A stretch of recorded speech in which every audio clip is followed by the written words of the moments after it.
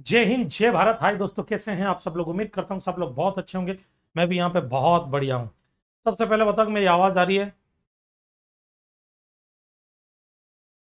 आवाज़ आ रही है?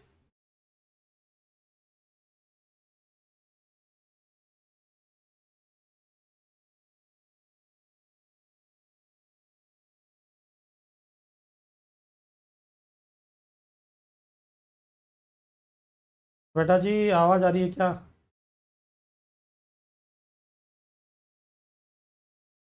चलो, ऑडियो वीडियो सब प्रॉपर है ना?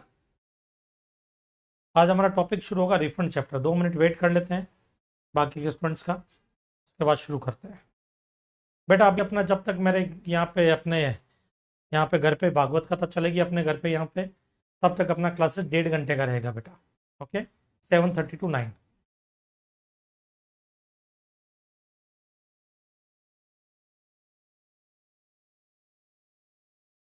क्यों डर लग रहा है? एग्जाम 2 महीने में है, इसको ऐसे मत बोलो। क्यों बोलो? एग्जाम के लिए अभी 2 महीने पड़े।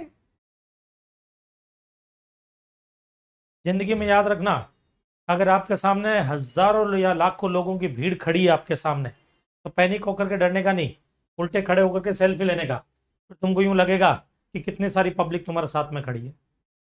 Okay, be positive.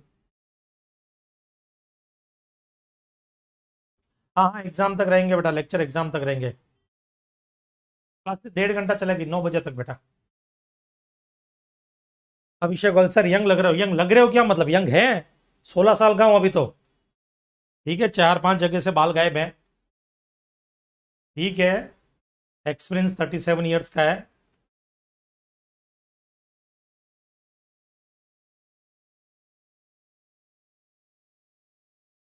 कुर्ता पायजामा पहन करके क्यों नहीं आए? ठीक है, अगले सेशन में कुर्ता पायजामा पहन करके आऊंगा।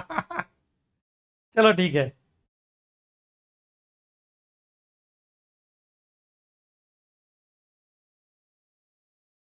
चलो,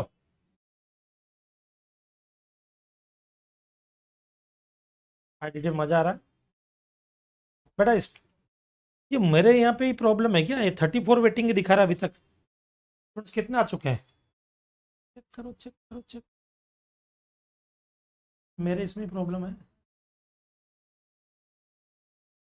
तो ये मेरी टीम वाले ना सबसे बेकार पुराना लैपटॉप मेरे सामने रख देते हैं और खुद नए नए लैपटॉप लेकर के काम करते हैं। मैं यहाँ पे रिफ्रेश करता रहूँ उसको।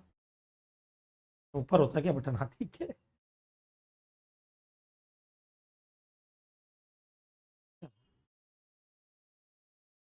हाँ, 132 दिखे।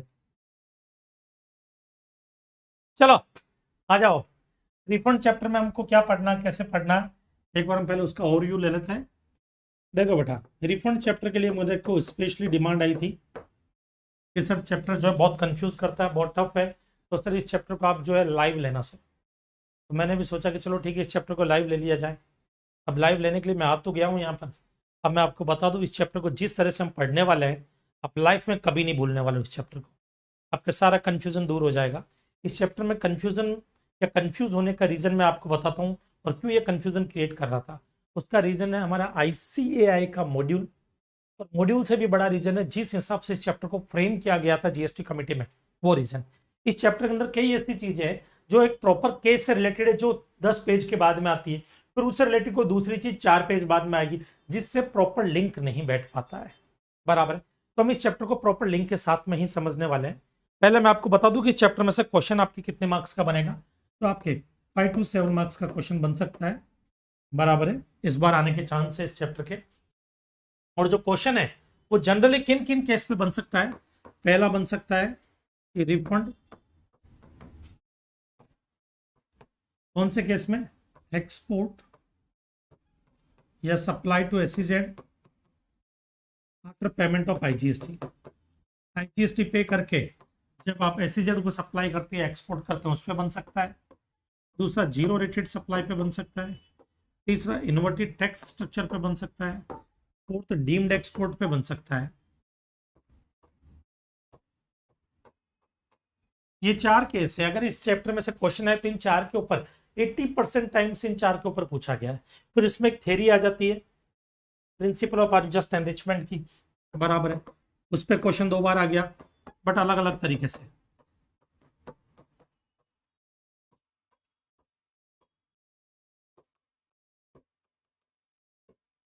प्रिंसिपल ऑफ अनजस्ट एनरिचमेंट, इस थ्योरी पे क्वेश्चन आ जाता है, और एक इसमें इंटरेस्ट कैलकुलेशन का आ जाता है।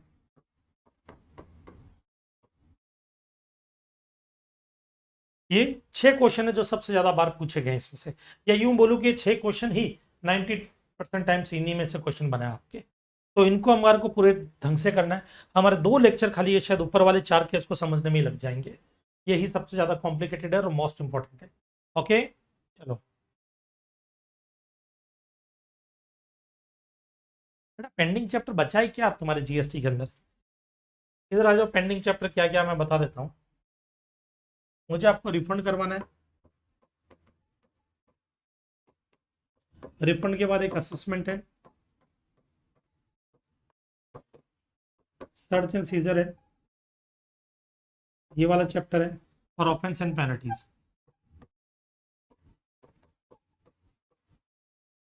एडवांस रूलिंग,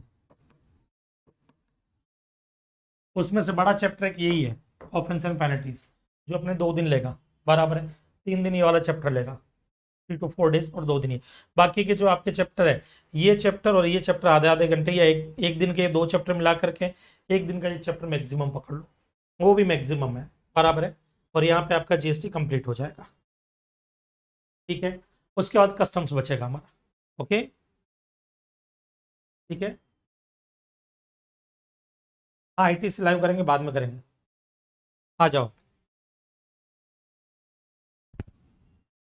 नहीं बेटा, सी एंटर के काम का सिर्फ चैप्टर 13 तक है, उसके बाद का कोई भी काम का नहीं है। जितने भी स्टूडेंट्स लाइव हैं, बराबर है, अब कितने हैं मुझे नहीं पता, बट जितने भी स्टूडेंट्स लाइव हैं वो वीडियो को लाइक कर दे, हम सेशन शुरू कर रहे हैं। ओके, 151 है, बट 119 लाइक्स है, वॉचिंग 151 है। बहुत नाइंसाफी है ये, बहुत नाइंसाफी है। क्या सोच करके लाइक नहीं किया?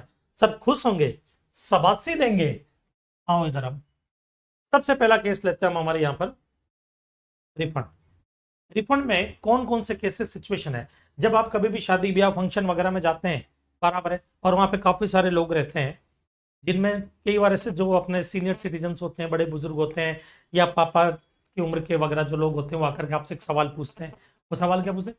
क्या कर रहे हो बेटा? और आपके साथ में और भी कई लोग रहते हैं, बराबर, जो कोई बीकॉम कर रहा है, कोई बैफ कर रहा है, कोई एमबीए कर रहा है, कोई इंजीनियरिंग कर रहा है, किसी ने साइंस ले रखी है, बीएससी कर रहा है, कोई एनिमेशन के कोर्स कर रहा है, बराबर है, अलग अलग कोर्स वगैरह, ऐसे कई लोग रहते हैं। और उस केस में सिचुएशन क्या होती है, इधर देखना।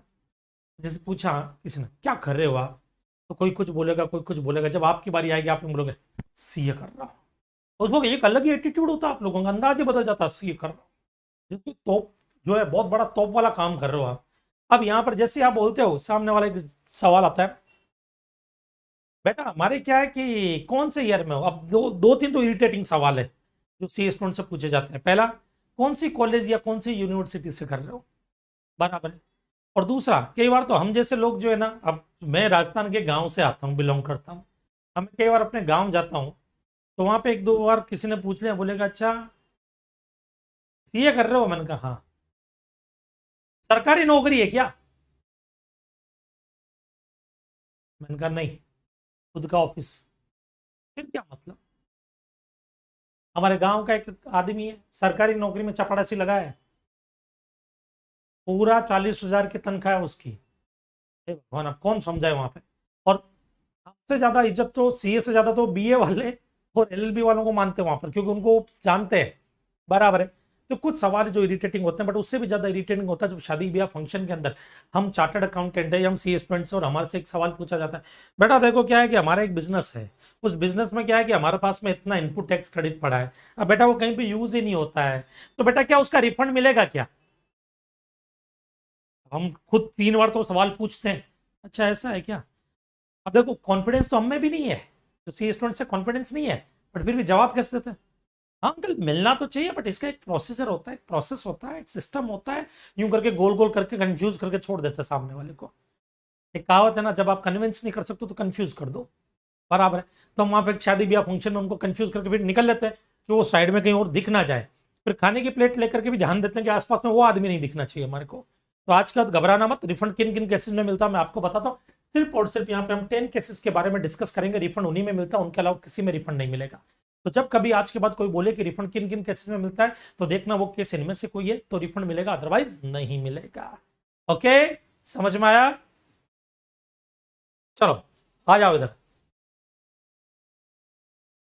सबसे पहले गुड्स और सर्विस बोथ एक्सपोर्टेड और supplied to SEZ on payment of IGST. और रिफंड जब मैं पढ़ूंगा हर एक चीज को कॉन्सेप्चुअली और लॉजिक के साथ जोड़ना बेटा।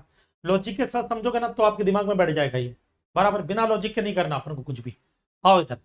ये बोल रहे हैं वो केस जब आप एसईजेड को सप्लाई करते हो या एक्सपोर्ट करते हो after payment of IGST. IGST pay करके फिर अभी आईजीएसटी क्यों पे करना पड़ता है, इसलिए पे करना पड़ता है, जरा देख लेते हैं। आओ इधर।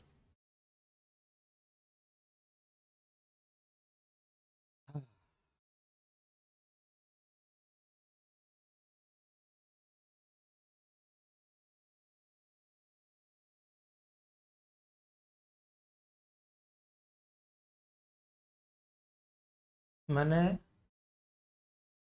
पीयूषा को क्या बोल दिया कि फीमेल के फोटोग्राफ भी डालो, तो सारे वही डाल दिए। अंजलि, अंजलि और आयुषी, आ जाओ। ये है अंजलि,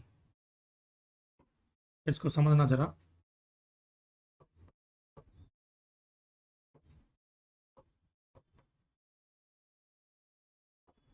आयुषी, ओके।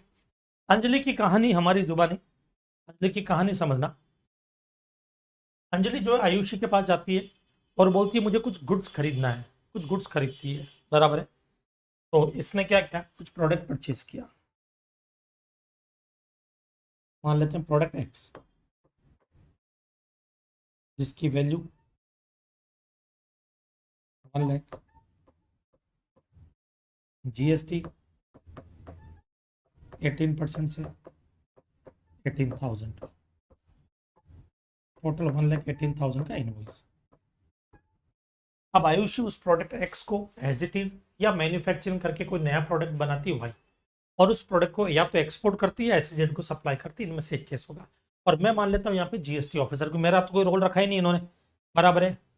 ओके, मेरा तो कोई रोल ही नहीं रखा, तो मेरा रोल नहीं, तो मैं जीएसटी ऑफिसर बना लेता हूँ खुद को, मैं जीएसटी ऑफिसर। अब जो ये अंजलि है, अंजलि ये क्या करती है, प्रोडक्ट को या तो एक्सपोर्ट करेगी या एसईजेड को सप्लाई करेगी। दो चीजें। हम पहले एक्सपोर्ट वाला केस ले लेते हैं।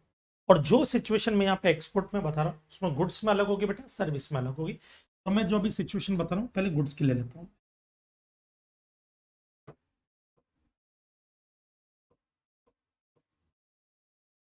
ये कोई गुड्स एक्सपोर्ट करती है जिसमें प्रोडक्ट एक्स भी यूज हुआ है। प्रोडक्ट एक्स से मान लो कि उन्होंने कोई प्रोडक्ट बनाया, प्रोडक्ट वाई, और प्रोडक्ट वाई एक्सपोर्ट कर रही है। कौन? अंजलि। ओके, इसकी वैल्यू है 1,50,000।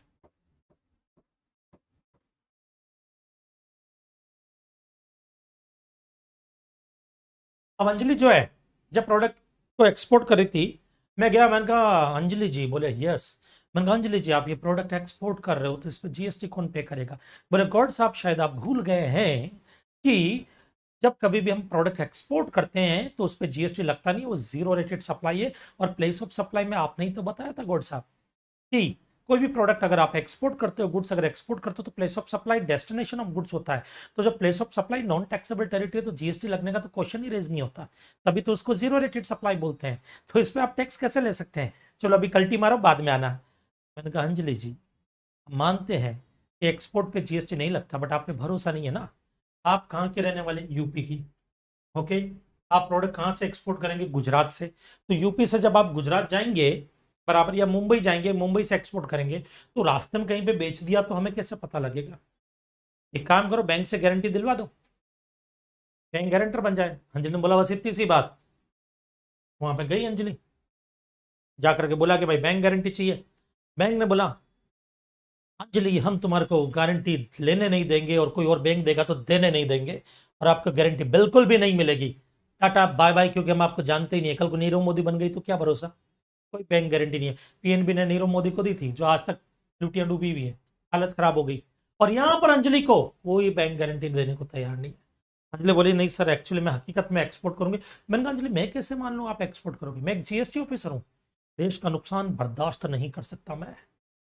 बोले सर तो क्या करें, मैंने कहा एक आइडिया है, तुम जीएसटी पे कर दो, तुम आईजीएसटी पे कर दो, एक्सपोर्ट हो रहा है ना, तुम आईजीएसटी पे कर दो और साबित कर देना तुमने एक्सपोर्ट किया। जो आईजीएसटी पे करोगी वो मैं रिफंड कर दूंगा तुम्हारे को। अंजलि ने बोला ठीक है। अब अंजलि देखना, ये जो प्रोडक्ट है वैल्यू 1,50,000, ये मैं हूं डिपार्टमेंट,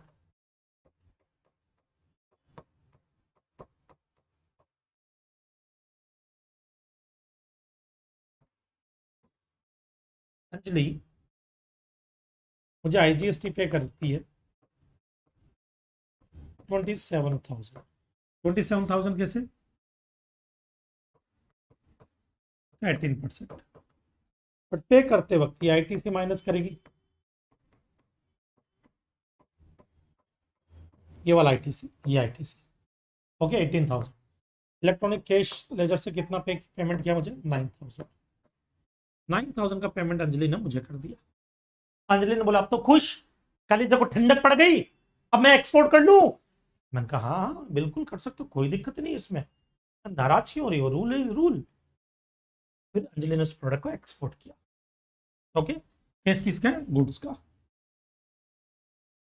अब अंजलि ने एक्सपोर्ट किया, बोले अब तो दे दो मुझे रिफंड जो आईजीएसटी मैंने पे किया था आपको। मैंने कहा साबित करो, साबित सबूत कि गुड्स एक्सपोर्ट हो गया, मैं कैसे मान लूं। तो साबित कैसे होगा, यहाँ पर साबित कैसे होगा, तो साबित करने के लिए यहाँ पे क्या करना पड़ेगा, इधर देखना। अंजलि सबसे पहले शिपिंग बिल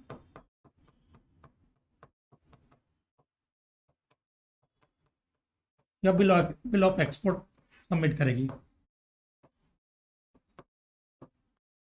मतलब याद रखना, ये एक ऐसा केस है जिसमें गुड्स एक्सपोर्ट होता है आईजीएसटी पे करके, उसमें आपको रिफंड एप्लीकेशन देने की जरूरत नहीं होती है। सिर्फ शिपिंग बिल या बिल ऑफ एक्सपोर्ट दोगे, उसको अपने आप रिफंड एप्लीकेशन के जैसा ट्रीट किया जाता है बेटा। उसके बाद details of goods in export general manifest या एक्सपोर्ट रिपोर्ट या डिपार्चर मैनिफेस्ट। ये क्या होता है, जब कोई भी गुड्स यूएसए के लिए निकलेगा, इंडिया से बाहर जाएगा, तो होता क्या, जैसे मान लो कोई शिप का कैप्टन है, हमारे यहाँ से प्रतीक का ले लेते हैं। प्रतीक जो है शिप का कैप्टन है, बराबर है, और प्रतीक शिप का कैप्टन है, तो प्रतीक क्या करेगा, उसके शिप में कौन कौन सा गुड्स है जो इंडिया से बाहर जा रहा है, तो एक एक्सपोर्ट जनरल मैनिफेस्ट बनाएगा, उसमें वो सब डिटेल रहेगी। तो उस एक्सपोर्ट जनरल मैनिफेस्ट में या एक्सपोर्ट रिपोर्ट में, एक्सपोर्ट रिपोर्ट होता है जब बाई रोड गुड्स जाता है, और बाई वेसल्स या बाई एयर जाता है तो ईजीएम एक्सपोर्ट जनरल मैनिफेस्ट होता है। ओके, तो यहाँ पर क्या होता है कि एक्सपोर्ट जनरल मैनिफेस्ट जो होगा उसके अंदर उस गुड्स की डिटेल होनी जरूरी है, उसके अंदर गुड्स की डिटेल होनी जरूरी है। ओके, समझ में आया। अब इधर आ जाओ, वो जैसे ही सबमिट कर देंगे, इधर मैं वेरीफाई करूंगा कि ईजीएम में वैसा नाम लिखा हुआ था, उस गुड्स की डिटेल लिखी हुई थी। और साथ में अंजलि को फर्निश करना पड़ेगा जीएसटीआर 3B, अपना रिटर्न फर्निश करना होगा। ये 3 पॉइंट है जो आपको याद रखना है। ये 3 केस जो है, तीनों पॉइंट तीनों करने पड़ेंगे, उसके बाद हम अंजलि को रिफंड दे देंगे, अंजलि को रिफंड दे देंगे। समझ में आया, कोई डाउट। चलो बेटा, आनंद कुमार जी, आनंद आनंद कट्टी जी, थोड़ा सा शांत रहिए, एकदम शांत, रिलैक्स रिलैक्स, सब कवर करूंगा मैं। गुड्स पे एक्सपोर्ट ड्यूटी लगती है तो क्या होगा, नहीं लगती तो क्या होगा, रिटर्न आ गया तो क्या होगा, सब पढ़ेंगे। फॉरेन करेंसी आई तो क्या होगा, नहीं आई तो क्या होगा, एक एक करके एक एक। वो होता क्या है, अभी राम जन्म की कहानी चल रही है, और अभी साहब बोलोगे रावण भी आएगा क्या इसमें, तो मैं अभी रावण का बताऊंगा, बाकी के लोग कंफ्यूज हो जाएंगे। आएगा, धीरे धीरे चलेंगे, सब जगह चलेंगे। आप डाउट का पूछना, जब सेशन एंड होने लगे, टेलीग्राम चैनल है ना अपना, उसमें पूछो। देखो मैं अभी भी भागवत कथा चल रही है, फिर भी मैं रिप्लाई कर रहा हूँ, काफी सारे स्टूडेंट्स के रिप्लाई कर रहा हूँ मैं, ठीक है ना, टेंशन नहीं। चलो अच्छा, ना अब इधर देखना, गुड्स हो गया एक्सपोर्ट, साबित कर दिया अंजलि ने, अंजलि को रिफंड देंगे। क्वेश्चन है कितने का रिफंड देंगे, 9,000 का या 27,000 का। तो हम अंजलि को रिफंड देंगे, रिफंड 27,000 का। कई लोगों को क्या लगता है सिर्फ 9,000 का रिफंड मिलेगा, क्योंकि इलेक्ट्रॉनिक कैश लेजर से 9,000 पे क्या। अरे भाई ये क्रेडिट भी तो अंजलि का था, क्रेडिट को भी तो यूज किया उसने, तो क्रेडिट से भी तो पेमेंट हुआ ही है, तो ये 18,000 भी तुमको रिफंड देना पड़ेगा इसको। क्योंकि जब कभी कोई भी गुड्स एक्सपोर्ट करते हो उसका अनयूटिलाइज आईटीसी का रिफंड मिलता है, तो इस 18,000 का रिफंड इसको मिल सकता था, पर क्यों नहीं मिला, क्योंकि मैंने आईजीएसटी चार्ज कर लिया और वहां पे यूज किया। तो याद रखना रिफंड पूरा 27,000 का मिलेगा, इस 9,000 का, इस 18,000 का, दोनों का मिलता है। मतलब इन शॉर्ट पूरा का पूरा 27,000 का रिफंड मिलेगा यहाँ पर। ओके चलो नेक्स्ट आ जाओ, एक और केस। अगर आप सर्विस एक्सपोर्ट कर रहे हैं तो क्या होगा,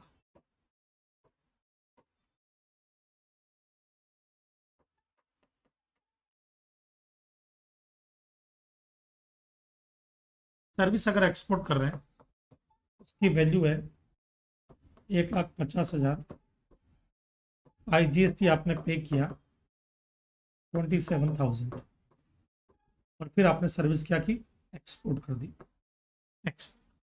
सर्विस एक्सपोर्ट कर दी आपने।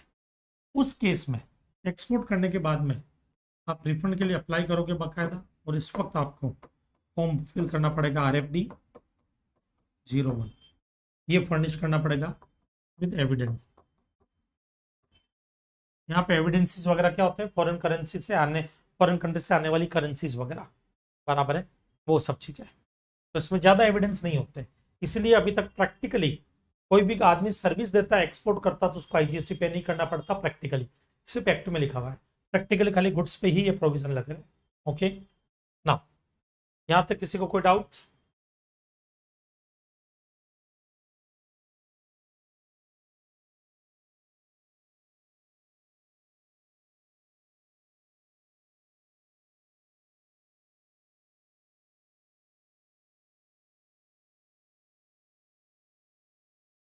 अब आ जाओ SZ पे आते हैं। ये शिप का कैप्टन, ये शिप से जब माल जाता है ना, ये शिप निकलेगा, जब तक इसको परमिशन नहीं मिलेगी निकलने की तब तक ये जा नहीं सकता। कैप्टन क्या करेगा, इस पूरे शिप में जो भी गुड्स रखा हुआ है उसकी एक रिपोर्ट तैयार करेगा। बाय रोड अगर जाता है गुड्स तो एक्सपोर्ट रिपोर्ट होती है, बाय वेसल तो एयरक्राफ्ट जाता तो इंपोर्ट जनरल मैनिफेस्ट या डिपार्चर मैनिफेस्ट कहलाता है। अब आ जाओ इधर, ध्यान से सुनो, ये मैं हूं यहाँ पर, नहीं मैं खुद को क्यों लूँ, किसी और को ले लेता ना।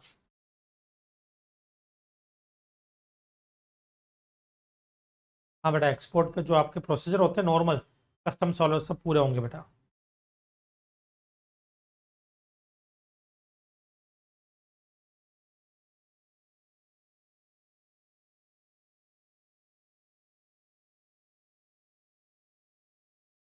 बेटा कहाँ डिफीट हो गया, कॉमर्स कोचिंग क्यों बेटा ऐसा डाउट पूछते हो बेटा, रिफंड मिल गया ना, कॉस्ट बड़ी थोड़ी है, वो तो खाली इसलिए चार्ज किया गया था कि आप रिफंड, आप एक्सपोर्ट करो या ना करो, एक्सपोर्ट करने के बाद रिफंड मिल ही रहा है ना आपको, तो कॉस्ट कहाँ बढ़ रही है बेटा। चलो, शिवांश, ये शिवांश है,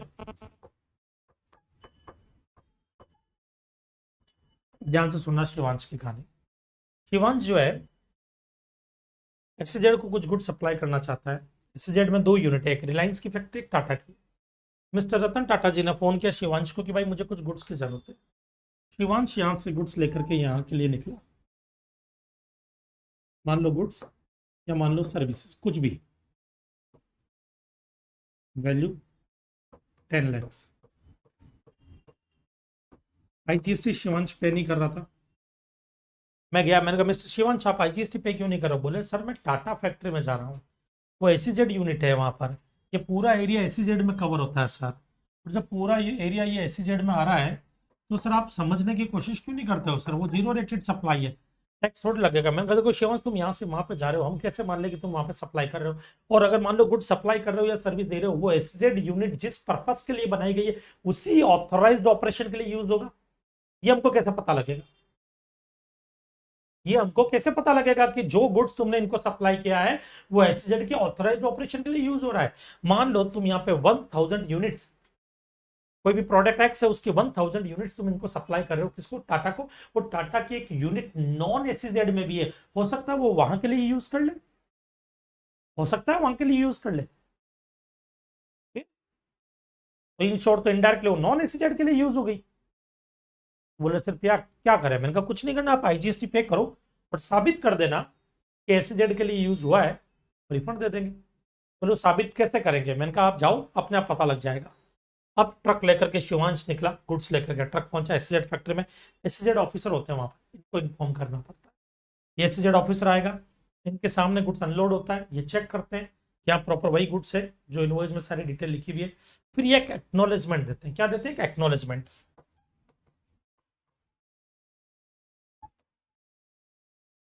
जिसमें ये लिखा रहता है कि भाई गुड्स यहाँ पे अनलोड हुआ है या सर्विस यहाँ पे मिली है। अब वो गुड्स यहाँ पर किस पर्पस के लिए यूज होगा ये पता कैसे लगेगा? अब ये जो फैक्ट्री ना टाटा फैक्ट्री, ये हर थोड़े थोड़े इंटरवल में इनको रिपोर्ट देगी कि भाई शिवान से जो गुड्स आया था 1000 यूनिट्स वो हमने कहाँ कहाँ यूज किया। उनकी रिपोर्ट बकायदा इसके पास में जाएगी और ये रिकॉर्ड बकायदा आगे हायर अथॉरिटी को देते हैं, जिसमें जीएसटी ऑफिसर्स भी होते हैं, उनको भी देनी पड़ती है कि वो गुड्स उसी पर्पस के लिए यूज हो रहा है ना जिसके लिए फैक्ट्री लगाई गई थी, यहाँ उसी ऑथराइज्ड ऑपरेशन के लिए यूज हो रहा है ना। जब इनकी सारी रिपोर्ट्स आती है और शिवांश क्या करेगा, ये एक्नोलेजमेंट हमारे को देगा, एक फॉर्म फिल करेगा RFD-01, ये रिफंड का फॉर्म होता है। ये फॉर्म फिल करेगा, ये एक्नोलेजमेंट देगा जो ये साबित कर देगा कि गुड्स यहाँ पे इस फैक्ट्री में गया है, ये साबित कर देगा। और जैसे ये साबित होगा कि गुड्स यहाँ पे गया है, हम शिवांश से जो आईजीएसटी लेंगे यहाँ पर, मान लो 1,20,000 लिया, ये 1,20,000 हम शिवांश को वापस रिफंड कर देंगे, रिफंड कर देंगे। ओके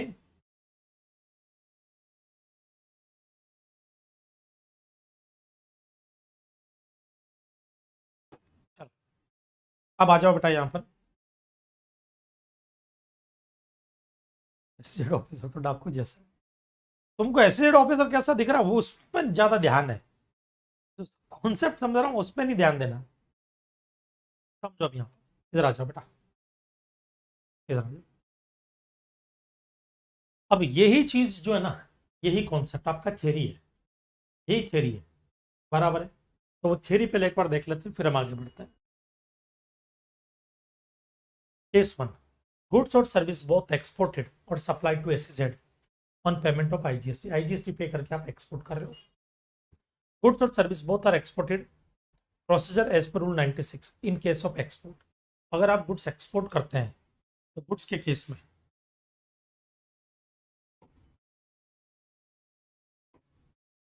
शिपिंग बिल या bill of export deemed to be an application of refund, ये याद रखना, ये most important, deemed to be an application of refund. मुझे जैसा संख्य आदमी ना एमसीक्यू में क्वेश्चन पूछ लेगा क्या कि रिफंड अंडर जीएसटी में कैसा केस बताओ जिसमें आपको रिफंड एप्लीकेशन फाइल करने की जरूरत नहीं होती है, उसकी जगह कोई दूसरा डॉक्यूमेंट से काम चल जाता है। कौन सा केस? ये वाला केस, जब आप एक्सपोर्ट कर रहे हो। समझ में आया? ओके तो इस केस में RFD-01 फिल नहीं करना पड़ता है जब गुड्स एक्सपोर्ट हो रहा है। The person in charge of conveyance file an export general manifest, जो शिप का इंचार्ज होगा वो एक एक्सपोर्ट जनरल मैनिफेस्ट या एक्सपोर्ट रिपोर्ट या डिपार्चर मैनिफेस्ट फाइल करता है। साथ में एप्लीकेंट जो होगा जिसको रिफंड चाहिए वो GSTR 3B अपना फर्निश करेगा ना। सर्विस के केस में आपको RFD-01 फॉर्म भरना पड़ता है, बराबर है, और इनके साथ में एक एविडेंस भी देना पड़ता है कि इन्होंने सर्विस एक्सपोर्ट की। लेकिन मान लो अगर आप ये SEZ को सप्लाई कर रहे हो, SEZ को, तो गुड्स का केस हो चाहे सर्विस का केस हो, दोनों ही केस में आपको RFD-01 फॉर्म फिल करना पड़ेगा।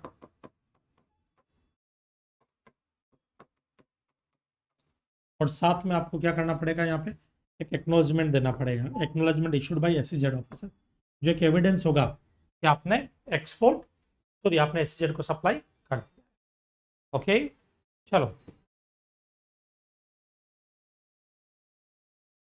अनंत बाबू, सवाल आपने कितना ऐसा पूछा कि मेरे को गुस्सा आ रहा था। बेटा ब्राइब तो कहीं पे भी चल सकते, तो फ्रॉड तो कहीं पे भी हो सकता है बेटा। ब्राइब तो तुम पकड़ने जाने के बाद में ऑफिसर को देकर के छूट जाओगे, बट वो चीज मैं यहाँ पे थोड़ी बता सकता हूँ ऑनलाइन ना। एक्ट में ऐसा लिख सकते हैं, अगर आपने SEZ ऑफिसर को ब्राइब दे दी और वो साबित नहीं कर पाए तो फिर आपको कुछ नहीं होगा। ऐसा थोड़ी एक्ट में लिखा जा सकता है बेटा। मैं आपको एक्ट पढ़ा रहा हूँ, एक्ट का कॉन्सेप्ट पढ़ा रहा हूँ, तो मैं आपको वही पढ़ाऊंगा ना जो एक्ट में लिखा है बेटा। बट आपको बाकी अंडर टेबल सेटिंग वगैरह देखनी तो बेटा ये लाइव लेक्चर में ये ऐसे नहीं होती है, इसके लिए कंसल्टेंसी फी लगती है, ठीक है, और वो क्लास में नहीं सिखाई जाती है। चलो आओ इधर ना। अब ये वाला एक और विदहेल्ड वाला मैं पॉइंट छोड़ रहा हूँ, इसको अभी हम डिस्कस नहीं करेंगे। अभी हम सीधा चलते हैं डीम्ड एक्सपोर्ट पर बेटा। एक डीम्ड एक्सपोर्ट पहले लेंगे, उस कॉन्सेप्ट पे आते हैं।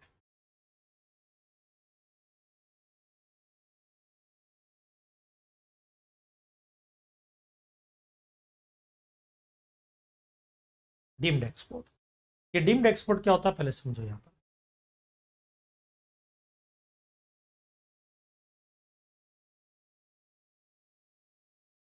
ये है जीएसटी डिपार्टमेंट, फिर दो महिलाएं हैं यहाँ पर, ये दो पुरुष, और ये एक कंपनी। चलो आ जाओ। रेशम,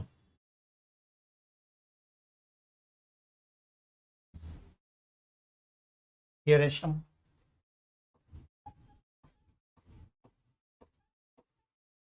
रेशम मैडम। अंजलि,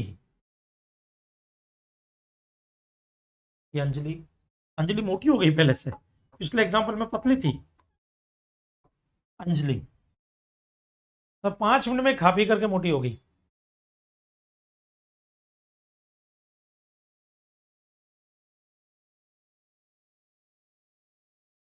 ड्रेस अच्छी नहीं है। गणेश, ये गणेश,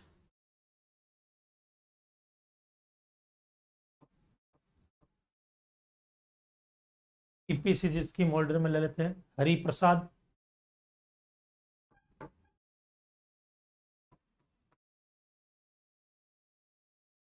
और ये मैं जीएसटी ऑफिसर, सीधा साधा भोला भाला मासूम सा। ओके ना।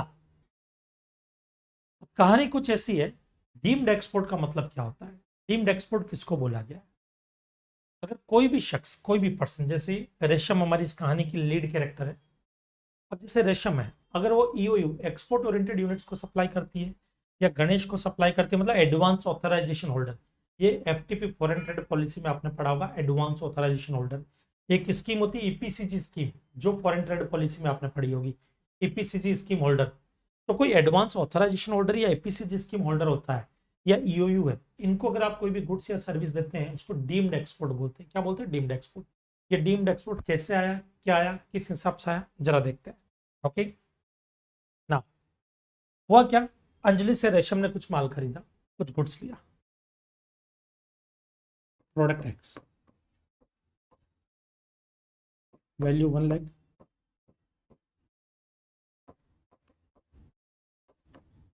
जीएसटी 18%, 18,000, 18,000। ओके, अब ये जो 18,000 है, ये जो 18,000 है, ये पे कर दिया यहाँ पर अंजलि को।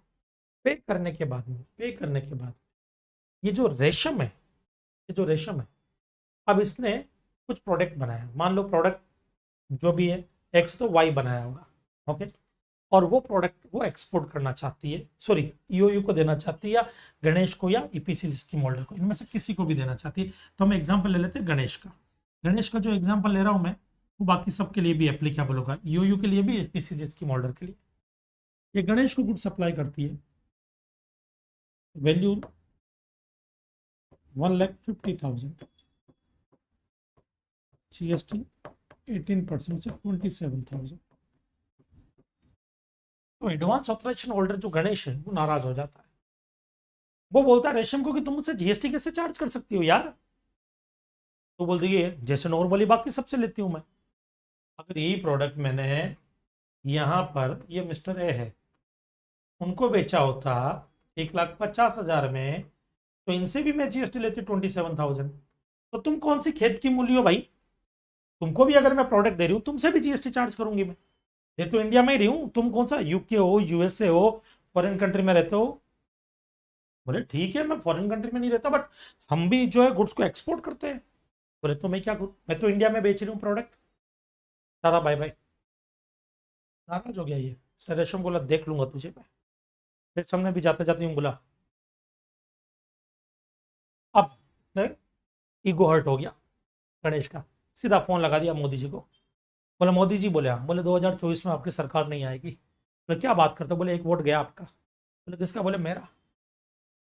और मैं तो अब अपना ये जो है एडवांस ऑथराइजेशन होल्डर का सर्टिफिकेट वो रिटर्न कर रहा हूँ, आपको लेकर के जाओ, हम में से कोई भी अब एक्सपोर्ट नहीं करेगा। मोदी जी ने बोला भाई क्यों एक्सपोर्ट नहीं करोगे? तुम लोग एक्सपोर्ट करते हो जिसकी वजह से फॉरेन करेंसी इंडिया में आ रही है, देश का भला हो रहा है, फायदा हो रहा है, और ऐसे में तुम कह रहे हो एक्सपोर्ट नहीं करेंगे। अरे तुम लोगों की वजह से डॉलर 100 रुपया चला जाता है, जिसको हमने 77 पे रोक रखा है। तो तुम लोग हो उसके लिए, तुम लोगों की वजह से आज देश तरक्की कर रहा है, और तुम लोग कंटिन्यू एक्सपोर्ट करते रहोगे तो 2-3 साल में डॉलर जो है 40-50 पे आ जाएगा, और हमारी सरकार वापस बन जाए बस, डॉलर सीधा गिर करके 10 रुपए पे आ जाएगा।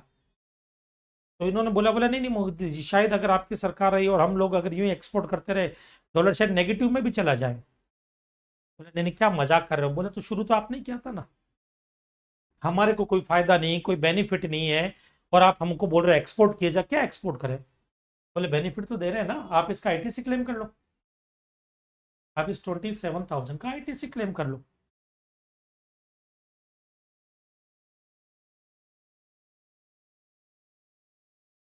तो मिस डबल है ये गणेश बोलता है, अच्छा वाह मोदी जी वाह, क्या बात बोली, ये तो ऑफर किसी को मिला ही नहीं।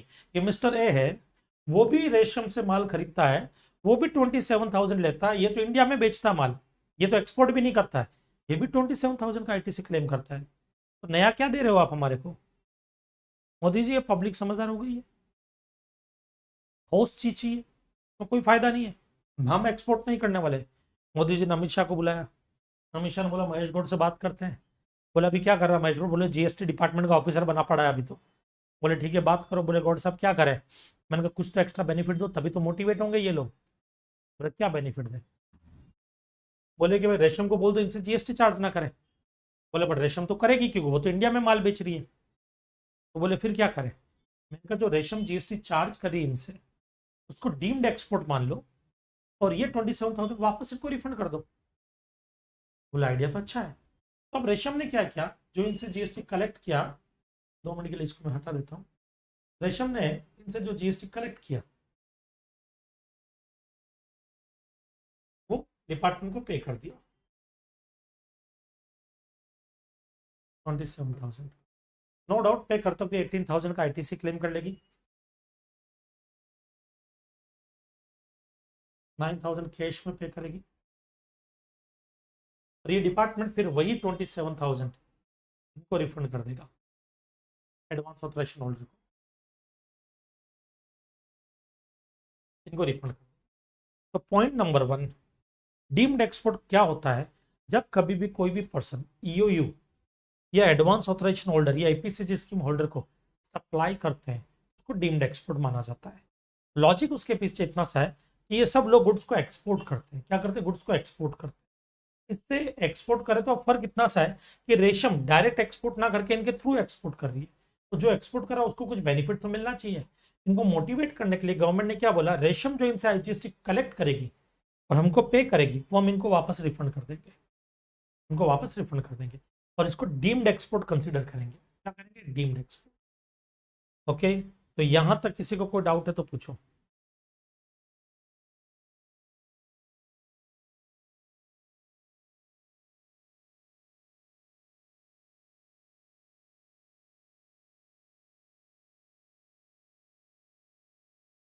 रिफंड कैश में आएगा, बैंक में आएगा, वो बाद में डिस्कस।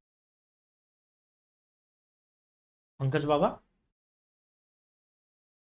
रजिस्ट्रेशन का टाइम में एक बैंक डिटेल देते हो, उस बैंक में आता है, कई बार कंज्यूमर वेलफेयर फंड में भी जाता है। ओके, हाँ बेटा, इनको भी एप्लीकेशन देना होगा, रिफंड लेना है। फोकट में डिपार्टमेंट किसी को भी रिफंड नहीं देता। चलो, हाँ बेटा, RFD 0। चलो आ जाओ, एप्लीकेशन का एक अलग टॉपिक लूंगा बेटा, कल मैं बताऊंगा एप्लीकेशन वगैरह ना। यहाँ तक समझा ना सबको? सिर्फ इतना बताओ, यहाँ तक समझा आप लोगों को?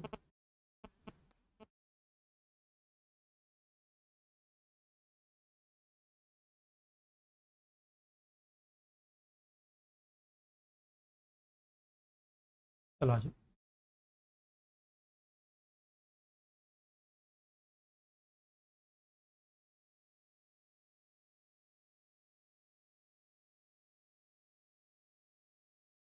हाँ, आ जाओ। अब यहाँ पे एक और कॉन्सेप्ट लेता हूँ, डीम्ड एक्सपोर्ट का ही पार्ट है, डीम्ड एक्सपोर्ट। पहले इसकी थ्योरी एक बार पढ़ा देता हूँ। Tax paid on supply of goods regarded as deemed export may be claimed by the recipient। Recipient वो जो टैक्स पे करेगा जो डीम्ड एक्सपोर्ट माना जाता है उस पर रिफंड क्लेम कर सकता है। ओके, डू यू नो, क्या आप जानते हैं इस चीज को? No restriction on recipient, recipient पे कोई रिस्ट्रिक्शन नहीं है। कौन सा recipient? Of deemed export supplies in availing ITC of the tax paid on such supply. मतलब ये बंदा, मान लो ईपीसीजी स्कीम होल्डर है, ये मैं हूं, मैं इनको सप्लाई कर रहा हूं, तो ये बंदा आईटीसी क्लेम कर सकता है और साथ में रिफंड भी ले सकता है। मतलब डबल बेनिफिट, छोटे पैकेट में डबल धमाका। Okay, in A case where recipient deemed export supply claim the refund on such supply, there is no restriction to such recipient in availing ITC of the tax paid on such supply। ITC पे भी रोक नहीं है। तो इधर देखो, ये जो मिस्टर है ये सप्लायर है मुंबई के, मिस्टर बी को इन्होंने सप्लाई किया, वैल्यू 10 लाख, जीएसटी 1,80,000। अब ये क्या करेंगे, 1,80,000 का क्रेडिट भी लेंगे आईटीसी और साथ में 1,80,000 का रिफंड भी लेंगे। ओके,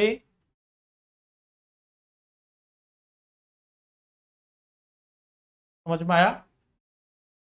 अब आ जाओ बेटा यहाँ पर एक नई चीज बताता हूँ, वो चीज समझना। ये क्या है? The supplier can claim refund. Deemed export में एक पॉइंट लिखा है, वर्डिंग्स पे ध्यान दो। The supplier can claim refund if the recipient does not avail the ITC. अगर रिसिपिएंट बोल देता मैं आईटीसी नहीं लूंगा, आईटीसी नहीं लूंगा, साथ में on such supply and furnish an undertaking, साथ में एक अंडरटेकिंग देगा to the effect that the supplier may claim the refund. मतलब ये भाई मिस्टर बी एक अंडरटेकिंग देगा कि रिफंड ये क्लेम करेगा और मैं आईटीसी नहीं लूंगा, तो उस केस में हम रिफंड किसको देंगे? सप्लायर। सप्लाई रिफंड क्लेम कर सकता है। तो एक बात बताओ, कौन बेवकूफ होगा जो ये करेगा? मतलब रिफंड इसको मिलना था, ये बोलेगा कि नहीं नहीं नहीं नहीं, ये 1,80,000 का रिफंड मुझे मत दो, ये मिस्टर एक को दे दो जो सप्लायर है, उनको 1,80,000 का रिफंड दे दो आप। ओके, इसको दे दो मिस्टर एक को, और मैं आईटीसी भी क्लेम नहीं करूंगा, आप सिर्फ उसको रिफंड दे दो, तो डिपार्टमेंट इनको रिफंड दे देगा। ऐसा कौन महान बड़े दिल वाला होगा जो ये बात बोलेगा? बोलेगा कोई? यस या नो में बताओ।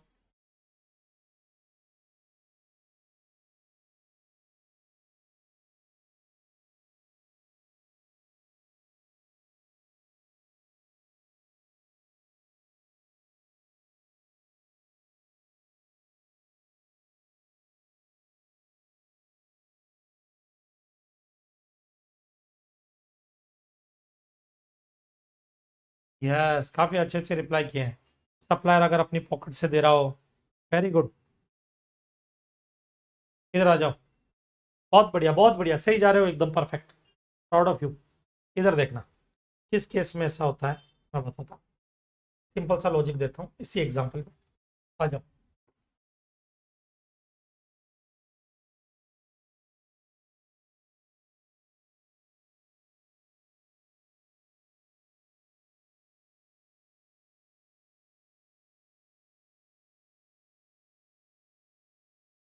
ना, रेशम जो है उसके पास गणेश आता है और बोलता है कि मैडम मुझे कुछ गुड्स खरीदना है। रेशम ने बोला गुड्स मैं आपको दे दूंगी, और ये आपका और मेरे बीच में डील रहेगी, वैल्यू होगी 1,50,000 और आईजीएसटी 27,000, और ये इनवॉइस टोटल 1,77,000, ये इनवॉइस।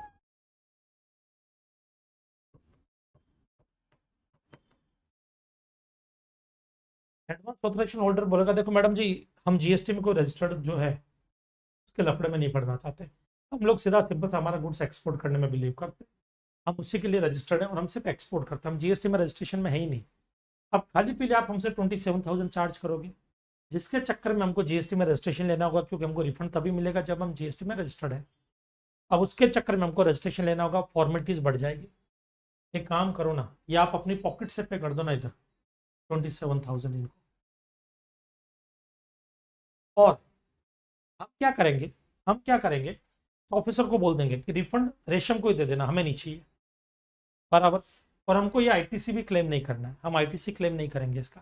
क्योंकि आईटीसी क्यों क्लेम नहीं करेंगे बेटा, जब ये जीएसटी में रजिस्टर्ड ही नहीं है तो आईटीसी क्लेम करके क्या करेंगे, ये कर ही नहीं सकते हैं।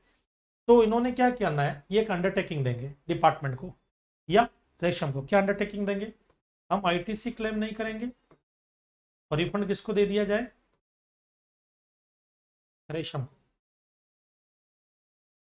रिफंड किसको दे दिया जाए, रेशम को। ओके, उस केस में डिपार्टमेंट सप्लायर को रिफंड दे देता है। ओके, और ये जो रिफंड रेशम को मिलेगा, ये जो रिफंड रेशम को मिलेगा यहाँ पर 27,000, बहुत बड़ी चीज लिख रहा हूं बेटा। ये जो रिफंड रेशम को मिलेगा इसको बोला जाता है रूल 89 4A/4B। जब भी 4A/4B की बात करता हूं मैं, कि सप्लायर रिफंड क्लेम करता है रूल 89 4A/4B में, ये समझ लेना मैं रेशम की बात कर रहा हूँ। सप्लायर जब रिफंड क्लेम करता है तो रूल 89 4A/4B बोलते हैं उसको, कि रूल 89 4A/4B में इनको रिफंड मिला है। और रेशम को रिफंड कब मिलता है, रूल 89 4A/4B में सप्लायर को रिफंड कब मिलता है, जब रिसिपेंट आईटीसी क्लेम नहीं करे और एक अंडरटेकिंग दे दे कि रिफंड सप्लायर को दे दिया जाए। ओके, उस केस में। और यही पूरा का पूरा केस है जो सबसे ज्यादा इंपॉर्टेंट रोल प्ले करेगा यहाँ पर बेटा। ओके, कोई डाउट,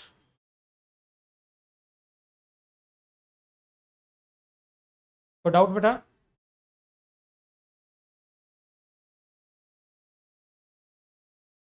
बेटा मैं 1 मिनट का ब्रेक ले रहा हूं, तब तक आप इसको एक बार रीड कर लो। ये वाला जो प्रोविजन है, ये जो प्रोविजन है ना, ये इस प्रोविजन को रीड करो वापस से, ये नोट जो लिखा ना इसको रीड कर लो, डीम्ड एक्सपोर्ट को एक बार आपकी बुक में। ओके,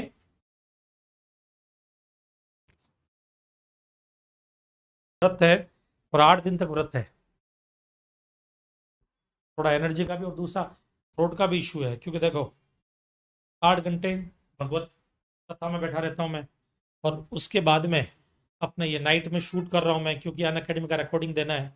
तो मेरा थ्रोट है ना बहुत ज़्यादा स्वेलिंग भी आ चुकी है अंदर, और पेन भी हो रहा है। और अभी क्या व्रत है, तो 8 दिन मेरा जो है एक ही टाइम का खाना होता है इसके लिए। हाँ, आईजीएसटी का रिफंड लेगा ना बेटा, एक्सपोर्ट के केस में पवन भाटी समझाया तो था, पहला केस वही तो था आईजीएसटी का।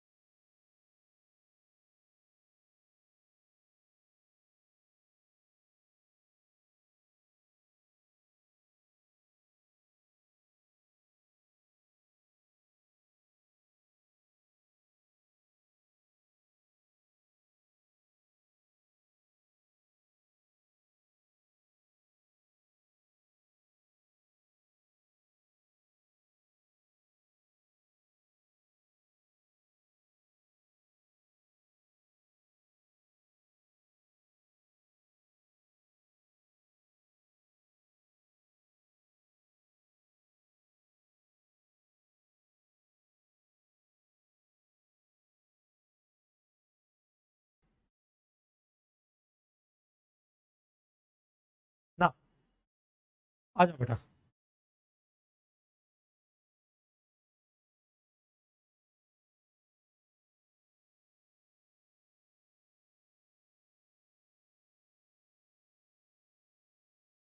बेटा गणेश बाबू, वो उन लोगों के लिए होता है, गणेश बाबू, ये उन लोगों के लिए होता है जो क्वेश्चन तुम पूछ रहे हो ना, वो उनके लिए है जो ईओयू वगैरह नहीं होते। ईओयू को, एसईजेड को, इनको स्पेशल बेनिफिट्स मिलते हैं।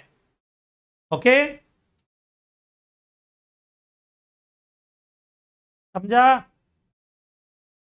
गणेश बाबू? अगर मैं यहां से एक्सपोर्ट करूंगा और मैं ईओयू एसईजेड वगैरह नहीं हूं, तो मेरे लिए कंपलसरी होता है। समझा?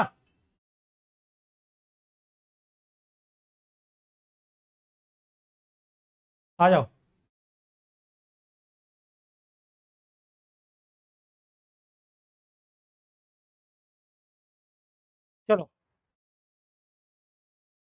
चलो, रिसिपेंट आईटीसी भी क्लेम कर सकता है और रिफंड भी ले सकता है एसोसिएट। अरे तो भाई निशा जी, डबल बेनिफिट दे रहे हैं तो अभी तो एक्सपोर्ट करेगा। क्या कर रहे हो तुम लोग यार?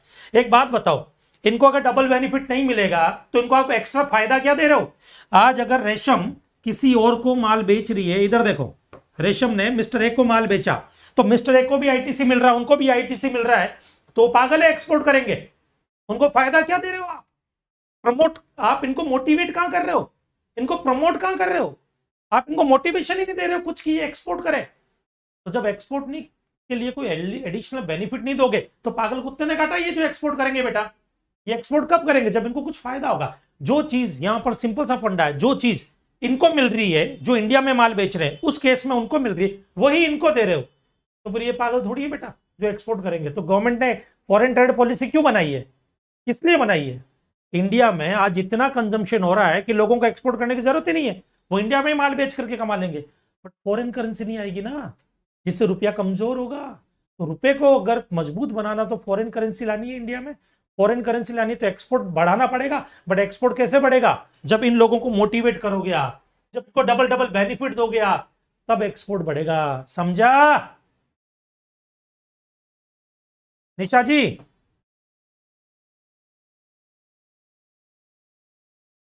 ओके,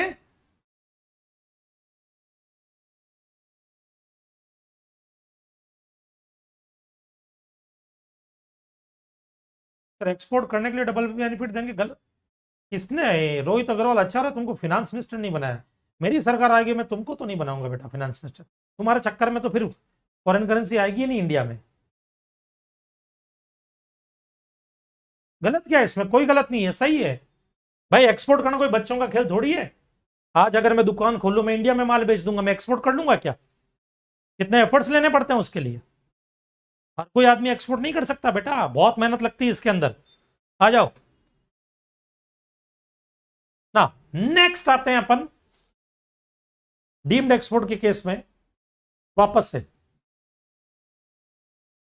अगला case zero rated supply. Zero rated supply आज नहीं लेंगे, क्योंकि जीरो रेटेड सप्लाई आज लेंगे तो खत्म भी नहीं होगा, और वो बड़ा है, वो कल लेंगे।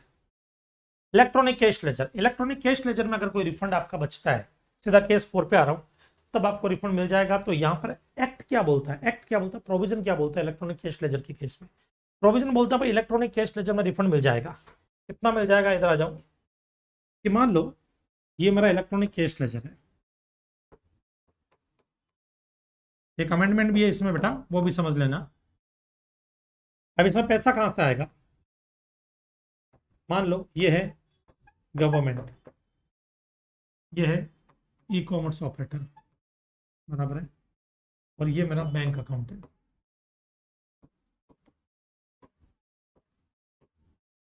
बैंक अकाउंट, ओके, ये मेरा बैंक अकाउंट है। चलो आ जाओ, समझो। अब यहां पर देखना, सीधा सा है, मेरे इलेक्ट्रॉनिक कैश लेजर में कुछ पैसा गवर्नमेंट से मैं मांगता था, जो 2,50,000 से ज्यादा का कॉन्ट्रैक्ट वैल्यू का अमाउंट था।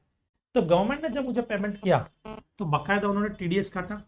वो टीडीएस का अमाउंट मेरे अकाउंट में आ जाएगा। तो टीडीएस का अमाउंट मान लीजिए ₹25,000। कितना? 25,000। मैं मेरा केस बता रहा हूँ, ये मेरा केस है बेटा, ओके। और ये बात मान लेते हैं जुलाई के ट्रांजेक्शन की, जुलाई 2022 के ट्रांजेक्शन की। 2022 के ट्रांजेक्शन। ओके, दूसरा case e commerce operator, e commerce operator eco, ये इनके थ्रू मैं माल बेचता हूं, ये टीसीएस काटते हैं मेरा, टीसीएस का अमाउंट है 10,000, वो इन्होंने डिपॉजिट करवाया, वो भी मेरे अकाउंट में आ गया यहाँ पे इलेक्ट्रॉनिक कैश लेजर में। अब बैंक अकाउंट ऑफ एमजी मैंने अपने बैंक से ट्रांसफर किया कुछ इधर ₹5,000, टोटल मेरे पास में कितना अमाउंट पड़ा है 40,000 रुपीज, इलेक्ट्रॉनिक कैश लेजर में 40,000 रुपीज पड़ा। मान लीजिए जुलाई मंथ में मैंने किसी को सप्लाई किया था, जुलाई मंथ में मैंने किसी को सप्लाई किया, गुड्स वगैरह किसी को भी दिया। ओके, और मेरी लायबिलिटी है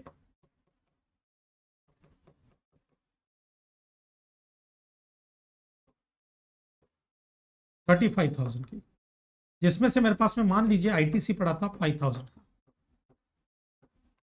अभी मेरी लायबिलिटी कितनी बची 30,000, ये मैंने अज्यूम किया बेटा, अज्यूम, ठीक है। अभी नहीं तो तुम कमेंट में लिख दोगे सर ये 5,000 कैसे आया, कि मैंने प्रिज्यूम किया कि मेरे पास 5,000 का आईटीसी है। अब मेरी लायबिलिटी 30,000 है, जो कैश में पे करूंगा 30,000 में यहां से यूज करूंगा। अब यहां पे बैलेंस कितना बच गया इलेक्ट्रॉनिक कैश लेजर में 10,000। ये जो 10,000 है मैं अगले महीने यूज कर सकता हूं चाहूं तो, और चाहूं तो रिफंड ले सकता हूं, चाहूं तो रिफंड ले सकता हूं।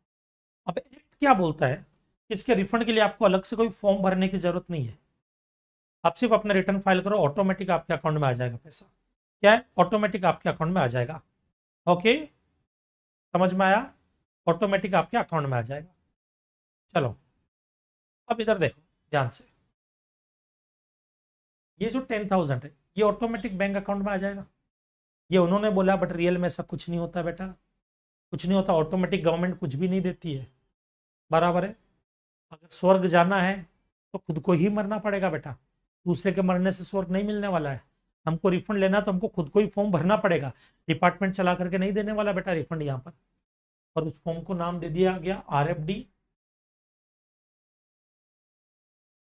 01A। ओके, तो ये जो बोलते हैं ना बड़ी बड़ी बातें करते हैं, इलेक्ट्रॉनिक कैश लेजर में जो रिफंड रहेगा वो ऑटोमेटिक आ जाएगा, आप सिर्फ रिटर्न फाइल करो उसके बाद में सीधा आपके अकाउंट में आएगा, नहीं नहीं नहीं, ऐसा कुछ नहीं।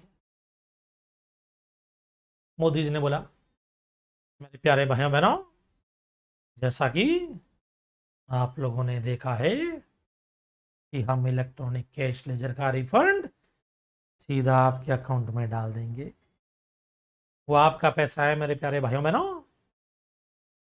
मैंने कहा मोदी जी बिना बोले डाल दोगे, बोले हाँ। मैंने कहा RFD 01A क्या है मेरे प्यारे भाइयों बहनों, मैंने कहा मैं एक ही भाई हूँ। गौड़ साहब अभी सॉफ्टवेयर में थोड़ी गड़बड़ चल रही है, तो अभी अभी के लिए RFD 01A है, आगे फ्यूचर में हटा देंगे हम, आगे कोई गड़बड़ नहीं आएगी, अभी ट्रायल एंड एरर चल रहा है ना, इसके लिए थोड़ा सा। तो बेटा अभी RFD 01 फॉर्म फिल करना ही पड़ेगा आपको। Okay, 01A, RFD 01A, A 1A। हाँ बेटा यहाँ पे कुछ फॉर्म नंबर याद रखने पड़ेंगे, RFD 01 नहीं, RFD 01A। Okay,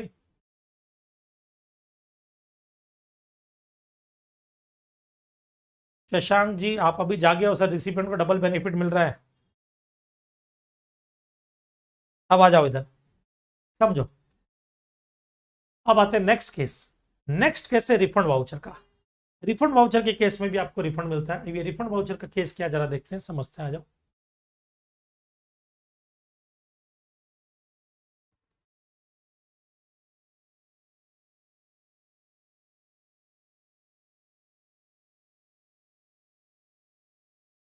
refund voucher, ये मैं हूं MG सर, और ये है अशोक शर्मा जी।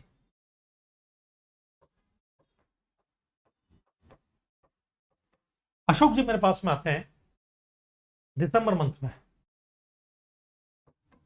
बात है दिसंबर 2022 की। बोलो सर मैं एग्जाम में मेरा, और मैं आपका बैच ज्वाइन करना चाहता हूँ। मैंने कहा बिल्कुल बिल्कुल, मेरा बैच शुरू होगा फेब या मार्च में शुरू होगा, और 1 महीने में ख़त्म कर दूंगा मैं। बोले ठीक है सर चलेगा, नो प्रॉब्लम। मैंने कहा बट एडमिशन आप ले लीजिए। बोले सर एडमिशन अभी ले लेता हूँ मैं। मैंने कहा ठीक है चलेगा, नो प्रॉब्लम। और एडमिशन जो है इन्होंने लिया मुझे एडवांस दे करके, इन्होंने मुझे एडवांस दिया 1 लाख रुपीज आईडीटी की फीस प्लस जीएसटी दे दिया 18,000। मैं इनको क्या दूंगा, रिसिट वाउचर, क्योंकि एडवांस मिला है ना, अभी तक सप्लाई नहीं की, रिसिट वाउचर। ये ट्रांजैक्शन था दिसंबर का। ये डिपार्टमेंट है, मैंने डिपार्टमेंट को रिफंड, वो सॉरी जीएसटी का अमाउंट पे कर दिया 18,000। कब, 20 जनवरी को मैंने पे कर दिया, 20 जनवरी को। बट सडनली अशोक जी को पता लगता है कि यूट्यूब पर एक फ्री बैच आ रहा है सर का, पागल हूँ 1 लाख रुपया दूं। अशोक जी आते हैं मेरे पास में, सर वो एक्चुअली क्या कि सर वो आपका बैच ज्वाइन करना था सर एक्चुअली, लेकिन क्या सर वो मैं कर नहीं पाऊंगा सर। एक्चुअली क्या कि मेरे बॉस ने मुझे बोल दिया तुझे 3 महीने के लिए आर्टिकलशिप में, तो 3 महीने के लिए ऑडिट पे बाहर जाना पड़ेगा सर। एक्चुअली मैं बाहर जाऊंगा तो सर मतलब ही नहीं रहा सर, मैं तो फेस टू फेस ज्वाइन करना चाहता था सर, प्लीज सर मेरी फीस रिफंड कर दीजिए सर आप। क्या करें अब आदमी, मैंने कहा ठीक है। बड़ी मुश्किल से एक स्टूडेंट फीस दे रहा था, मैंने कहा ओके, और मैंने इनको रिफंड कर दी। बट रिफंड करने से पहले इधर देखना, क्या मैंने इनको कुछ सप्लाई किया, नो। क्या मैंने इनको टैक्स इनवॉइस इशू किया, नो, क्योंकि टैक्स इनवॉइस इशू कर देता तो मुझे क्रेडिट नोट इशू करना पड़ता है इनको। तो अब मैं इनको रिफंड दे रहा हूं, तो मैं इनको रिफंड वाउचर इशू करूंगा। क्या इशू करूंगा, रिफंड वाउचर।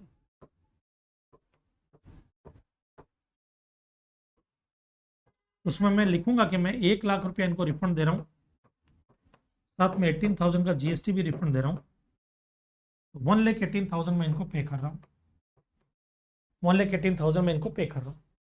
अभी रिफंड वाउचर इस चीज का सबूत है कि महेश गौड़ ने इनसे पैसा लिया था बट इनको सप्लाई नहीं की।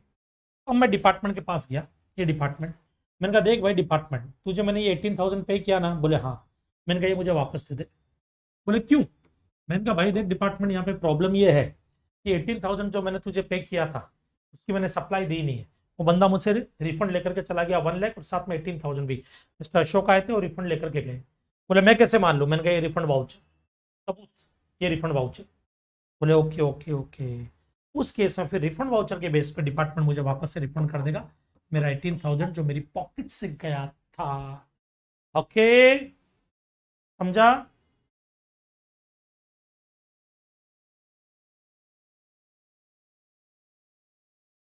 चलो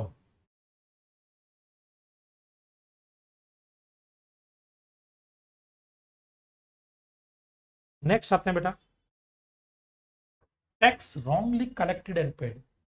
tax wrongly collected and paid, वो क्या होता है ध्यान से सुनना।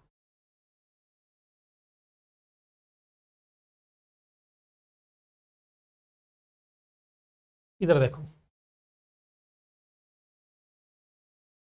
एक ट्रांजेक्शन था, ध्यान से सुनना। यस, ये मेरी होटल है,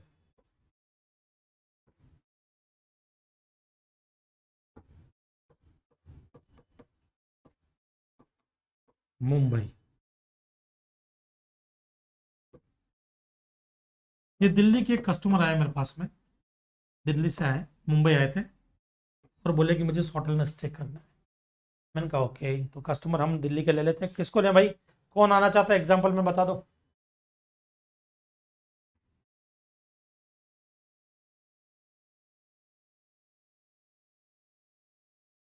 बेटा 182 वॉचिंग है, पवन भाई आना चाहते हैं, ठीक है, ओके।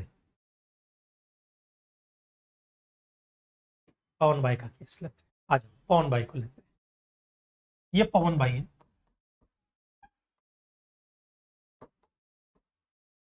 पवन भाई के साथ में कोई और भी आना चाहता है।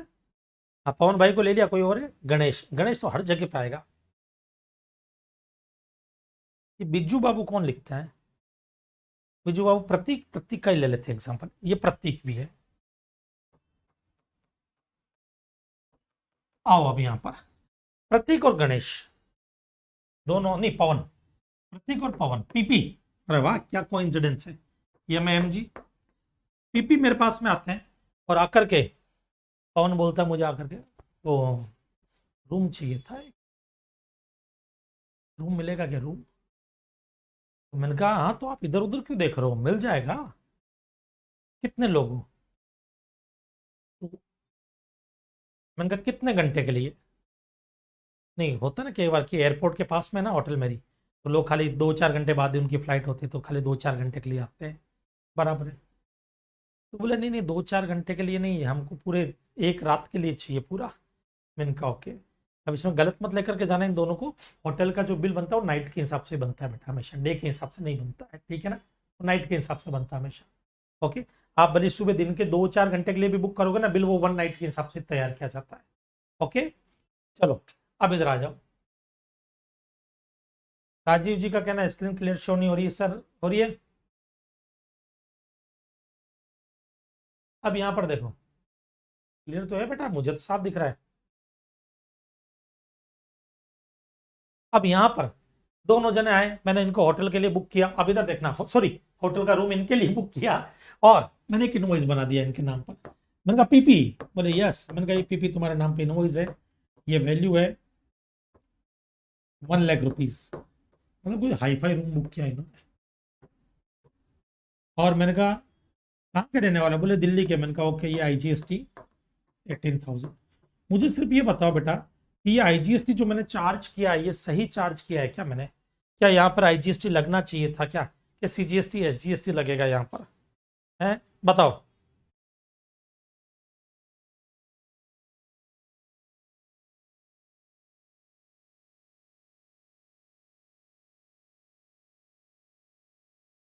क्या लगना चाहिए यहाँ पर?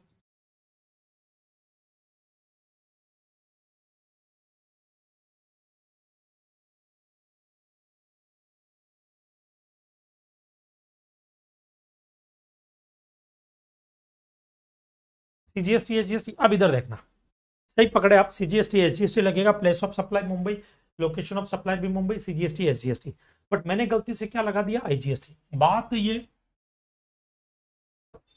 दिसंबर 2022 की न्यू ईयर के लिए आए थे दोनों जने यहाँ पर।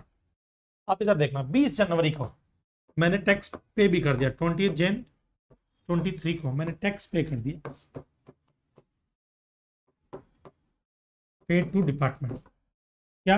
IGST कितना, 18,000 पे कर दिया डिपार्टमेंट को मैंने 20 जनवरी को। और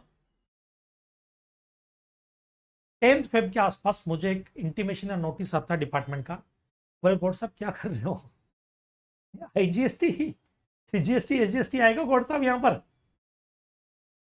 मैंने कहा ऐसा क्या? बोले हाँ। मैंने अपने चार्टर्ड को फोन किया, मेरे चार्टर्ड ने बोला भाई CGST SGST आएगा। मैंने कहा अरे यार, मैंने कहा अब क्या करूं, मैं तो IGST पे कर चुका हूँ। डिपार्टमेंट ने बोला कोई बात नहीं, अगले महीना है ना 20 फरवरी, पे कर देना CGST SGST। मैंने कहा ओके। अब मैंने क्या, टैक्स रॉन्गली कलेक्ट कर लिया और रॉन्गली पे कर दिया। मतलब इंटर स्टेट को इंटर स्टेट मान करके रॉन्गली कलेक्ट कर लिया, रॉन्गली पे कर लिया। तो मैंने क्या कर दिया, 20 फेब को जब वापस रिटर्न भरा जाना था अगले महीने, उसको मैंने राइट अमाउंट पहले पे किया। कितना? CGST 9,000, SGST 9,000। मुझे सिर्फ इतना बताना, सिर्फ इतना बताना मुझे कि क्या यहाँ पे इंटरेस्ट लगेगा क्या, या लगना चाहिए क्या? मैंने मोदी जी को फोन किया, मैंने कहा मोदी जी ये डिपार्टमेंट वाले बोले कि इंटरेस्ट पे करो इसके ऊपर, क्योंकि ये CGST SGST आपको 20 जनवरी को देना था, आप 20 फरवरी को दे रहे हो, एक महीना डिले हो आप। मोदी जी ने बोला मेरी बात करो। मोदी जी ने बोला आप लो, उसने IGST पे किया था ना तुम्हारे को, बोले हाँ, तो उसने अपनी पॉकेट से तो पैसा दे ही दिया था ना तुम्हारे को, अब ब्याज क्यों ले रहे हो? नो इंटरेस्ट, इसमें कभी इंटरेस्ट नहीं लगता, इस केस में कोई भी इंटरेस्ट नहीं लगता, क्योंकि पैसा तो आप दे चुके हो सरकार को। खाली फर्क है CGST SGST की जगह IGST दे दिया था, तो इंटरेस्ट कभी नहीं लगेगा इसके ऊपर। भले आप 4 महीने बाद आपको गलती रियलाइज होती है, आप सही करते हो, तब भी इंटरेस्ट नहीं लगेगा, याद रखना। अब यहाँ पर मैंने ये राइट अमाउंट पे कर दिया। अब मैंने जो गलत अमाउंट पे किया था ये, इसका मुझे रिफंड मिल जाएगा वापस। तो क्या मिलेगा? रिफंड मिलेगा मुझे, इसका मैं रिफंड लूंगा जो गलत अमाउंट पे किया। बट रिफंड कब मिलेगा? सबसे पहले मुझे राइट अमाउंट पे करना पड़ेगा, उसके बाद ही मैं रिफंड ले सकता हूँ, अदरवाइज नहीं। ओके, समझ में आया? चलो,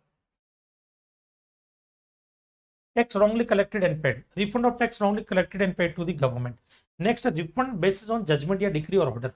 अब मान लो डिपार्टमेंट जो है, ओके, उसको मैंने बोला भाई मेरा रिफंड बनता है, पैसा दो। डिपार्टमेंट ने बोला गौड़ साहब आपका कौन सा रिफंड बनता है? अरे मैंने कहा जी मैंने जो है एक्सपोर्ट किया था और कुछ जीरो रेटेड सप्लाई का रिफंड है, कुछ डीम्ड एक्सपोर्ट का रिफंड है, वो सब रिफंड दो। डिपार्टमेंट ने बोला नहीं गौड़ साहब आपके डॉक्यूमेंट प्रॉपर नहीं, आपको रिफंड नहीं मिलेंगे। पत्ता माजी सटक ली, मैं चला गया अपीलेट अथॉरिटी के पास, वहां पे भी केस हार गया तो ट्रिब्यूनल के पास, वहां पे भी हार गया तो हाई कोर्ट के पास, वहां पे हार गया सुप्रीम कोर्ट के पास, और वहां पे डिसीजन मेरे फेवर में आया कि महेश गौड़ को रिफंड मिलना चाहिए। तो मैं केस जीत गया, और जैसे जीता उसी वक्त ये प्रोविजन एप्लीकेबल होगा। Tax become refundable as a consequences of judgment, decree या ऑर्डर और direction of the appellate authority, appellate tribunal या एनी कोर्ट। कोर्ट ने, ट्रिब्यूनल ने या अपीलेट अथॉरिटी ने अगर कोई डायरेक्शन दे दिया कि भाई महेश गौड़ को रिफंड मिलना चाहिए, तो फिर उनको रिफंड देना पड़ेगा। Okay, on the finalisation of provisional assessment. अब ये प्रोविजनल असेसमेंट क्या होता है जरा समझते हैं।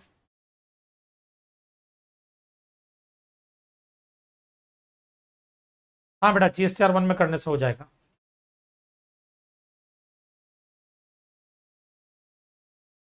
इसके पीछे बेटा, इसके पीछे फ्रॉड के चांस थे, कुछ बताओगे मुझे, क्या कहना चाहते हो तुम, ऐसा क्यों किया?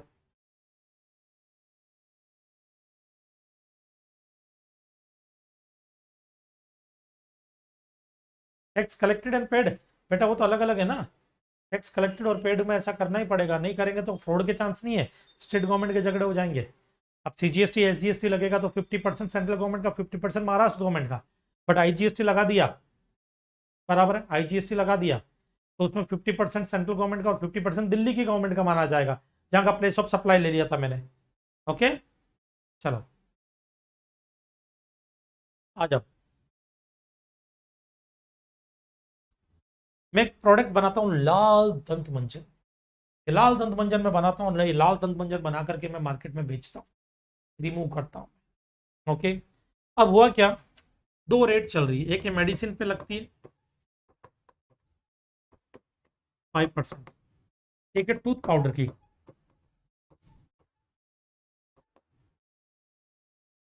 मान लो 12%। अब हुआ क्या, ज्योति, ज्योति जी रिफंड पे इंटरेस्ट मिलेगा नहीं मिलेगा इसके लिए अभी 2 दिन इंतजार करो ज्योति जी, लास्ट लेक्चर में डिस्कस करेंगे हम। ओके ना, अब ज्योति जी जो है, ज्योति रयानी, ओके, ज्योति जी की कहानी हमारी जुबानी। ज्योति जी लाल दंत मंजन बनाती है। इन्होंने एक बार मुझे बोला था, बोला कि गौड़ साहब मैंने कैसा टूथ पाउडर बनाया है कि दांतों की सारी प्रॉब्लम ही खत्म हो जाएगी। मैंने कहा क्या बात करती है? बोले यस, मैंने लिया टूथ पाउडर इनसे, ये लाल दंत मंजन ये दिख रहा है, ये मैंने लिया, हाथ पर रखा। अब देखो मंजन उंगली से करने में ही मजा आता है, ब्रश में नहीं आता। अब लोग जो है ब्रश लेकर के ब्रश से यूं यूं करते हैं, अरे वो टूथ पाउडर है, वो जितना उंगली में फील आता है ना वो ब्रश में नहीं आएगा फिर तो। मैंने तो अपने उंगली में लिया, यूं डाला हाथ और यूं निकाला, जितने में इधर के 4 दांत निकल गए, इधर डाला इधर के 3 दांत आकर के नीचे गिर गए। तो मैंने कहा ये क्या था? मैंने बोला मैंने ज्योति पे केस कर दिया। मैंने कहा ज्योति जी ये क्या है? कोर्ट ने पूछा ज्योति ये क्या है? मैंने कहा ज्योति ने मुझे बोला कि आपकी दांतों की प्रॉब्लम खत्म हो जाएगी ये यूज करने से। ज्योति ने बोला मैंने गलत क्या बोला? सही तो बोला है। मैंने कहा अब दांत ही नहीं रहे, प्रॉब्लम ही खत्म हो गई है, मैं अपनी कमिटमेंट की पक्की हूँ, मैंने कोई गलत एडवर्टीजमेंट नहीं किया यहाँ पर। ओके, मैंने कहा अच्छा रहा ज्योति जी, आपने बालों के लिए ऐसा नहीं बोला, वैसे ही पीछे से निकल रहे हैं और निकल जाते हैं, शैम्पू नहीं बनाया आपने। अब ज्योति जी का ये प्रोडक्ट लाल दंत मंजन, ये प्रोडक्ट जो मार्केट के अंदर आया, मैं डिपार्टमेंट में जीएसटी ऑफिसर, ज्योति जी को मैंने बोला ज्योति जी इस प्रोडक्ट के ऊपर आपको ड्यूटी पे करनी है 12%। ज्योति जी ने बोला नहीं नहीं सर इस पर 5% चार्ज होगी। अरे मैंने कहा आपको किसने बोल दिया 5% चार्ज होगी? बोले सर ये मेडिसिन है। मैंने कहा मेडिसिन थोड़ी है, ये तो टूथ पाउडर है। बोले सर मसूड़ों को मजबूत करने की दवा, आयुर्वेदिक जड़ी बूटियां डाली है मैंने, विको वज्रदंती का पूरा फॉर्मूला चुराया मैंने। पर क्या बात करते हो सर? मैंने कहा ऐसा? बोले हाँ। मैंने कहा नहीं नहीं नहीं नहीं ये टूथ पाउडर में जाएगा। बोले सर क्या बात करते हो, टूथ पाउडर नहीं मेडिसिन है। अब कंफ्यूजन क्रिएट हो गया।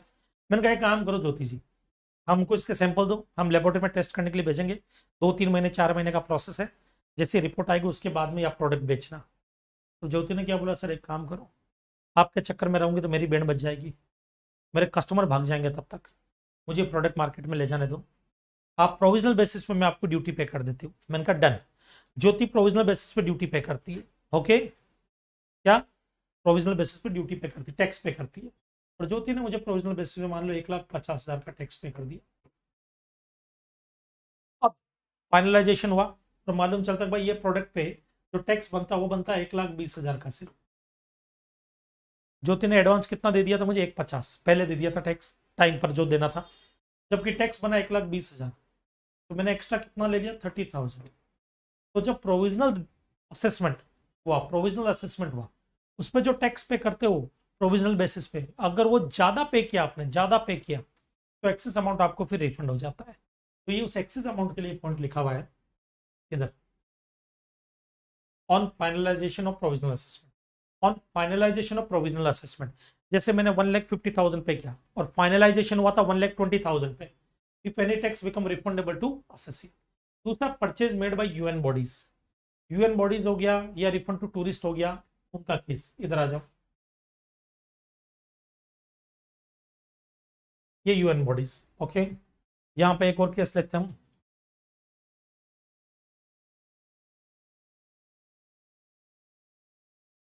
मयूर को बड़ी हंसी आ रही है, मयूर माखीजा, ये मयूर,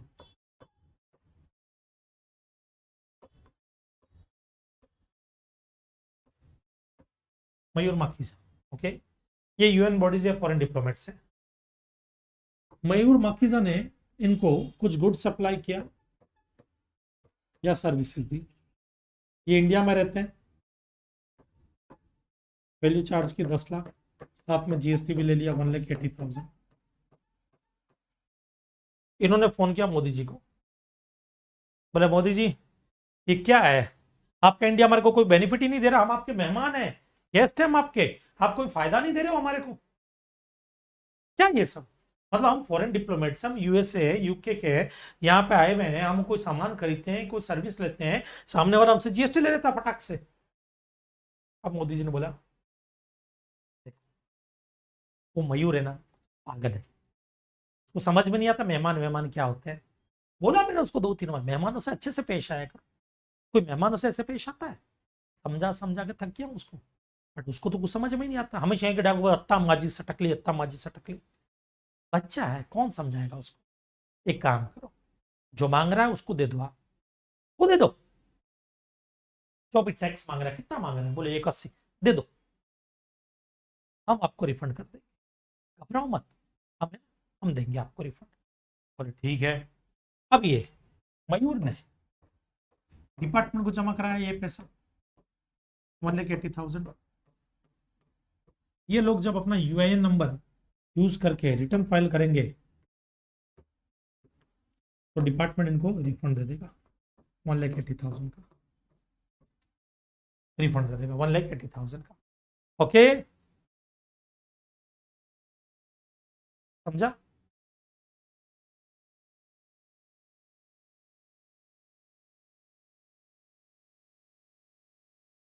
चलो नेक्स्ट आते हैं आगे, एक और एग्जांपल, एक और एग्जांपल। मैं सीधा साधा भोला वाला मासूम सा, और एक फॉरेन टूरिस्ट आई थी बराबर मिलने के लिए, सॉरी घूमने के लिए इंडिया। ओके, इंडिया घूमने के लिए आई थी, कितनी प्यारी लग रही, कितनी अच्छी, मेरी शॉप पे आ गई। मैं लैपटॉप की शॉप मेरी बराबर है, इसने आकर के मुझे बोला कि एक्सक्यूज मी लैपटॉप मिलेगा। मैंने कहा इतनी प्यारी आवाज़ में बोलोगी तो फ्री में दे दूंगा मैं, आप बोलो तो आपकी कंट्री का नाम बताओ, वहाँ पे आकर के देख करके जाऊँगा। नहीं नहीं मिस्टर गॉड, आपको इतनी तकलीफ उठाने की जरूरत नहीं है, आप हमारे को लैपटॉप दे दीजिए, चलेगा, उतना ही बहुत है। मैंने कहा जी ठीक है। मैंने उनको बड़े प्यारे अंदाज में लैपटॉप दिया, फिर मैंने इनसे पूछा, मैंने कहा मोहतरमा आप कहाँ के रहने वाले हैं। तो बोले व्हाट्सअप एक्चुअली मैं यूके से आई हूँ। मैंने कहा ओके ओके। मैंने कहा बड़ी प्यारी लग रही है। बोले थैंक यू सो मच। बोले ये लैपटॉप, मैंने कहा जी लैपटॉप अपना 1,00,000 रुपये का है जी। मैंने कहा तो यहाँ पर कहाँ ठहरी हुई हैं आप? बोले ताज होटल में है। मैंने कहा उसके बाजू में तो मेरा घर है। बोले नहीं, मैं ताज ढाबे की बात नहीं कर रही हूँ, होटल की बात कर रही हूँ। आपका घर ढाबे के बाजू में होगा। मैंने कहा हाँ हाँ, ताज ढाबे के बाजू में। बट हम क्या है, रेस्टोरेंट को भी होटल ही बोलते हैं हमारे यहाँ पर, तो मुझे यूँ लगा वही होटल होगी। बोले नहीं कोट साहब। मैंने कहा जी इसके ऊपर जीएसटी पे करना है, IGST। तो इनको मैंने बोला बड़े प्यार से, पहले मैंने कहा आप अपना एड्रेस देगी मुझे। बोले क्यों, रिश्ता भिजवाना है, शादी करनी है, शर्म नाम की चीज़ नहीं है। पर मैंने कहा मैडम आप इतना ओवर एक्टिंग क्यों कर रही हो, कोई एक्स्ट्रा पैसा नहीं मिलने वाला आपको, आप खाली एक डम्मी हो यहाँ पर, खड़ी हो यहाँ पर बस। मैं एड्रेस इसलिए पूछ रहा हूँ, आपका वीजा और पासपोर्ट की डिटेल इसलिए मांग रहा हूँ कि आपसे IGST चार्ज करूँ या CGST SGST चार्ज करूँ। बोले मतलब?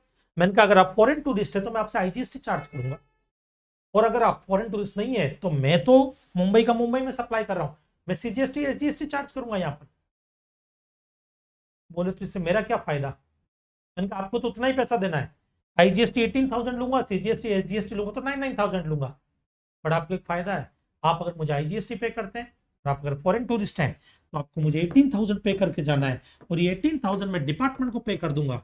इसको डिपार्टमेंट को, जैसे ही डिपार्टमेंट को मैं पे करूंगा, जब आप इंडिया छोड़ करके जाएंगे, बराबर है, उस टाइम पे सारी डिटेल एक बार बता देना, मेरे इनवॉइस की डिटेल आप वहां पे दे देना।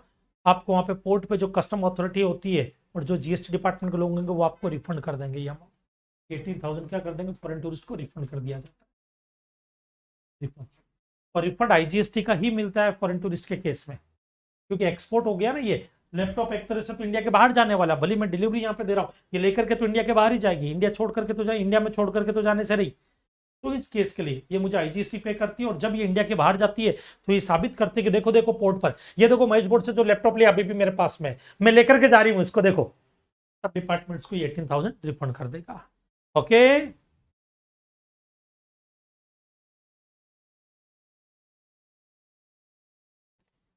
कुशल जैन, अमेंडमेंट देख लेना, एप्लीकेबल हो जाएगी, कोई दिक्कत नहीं।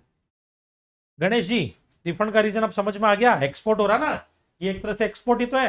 मेरा प्रोडक्ट ये इंडिया के बाहर लेकर के जाएगी, एक्सपोर्ट पे ड्यूटी नहीं लगनी चाहिए, एक बार लग गई, अब रिफंड मिल गया, इनको रिफंड मिल गया। ओके, अब आते हैं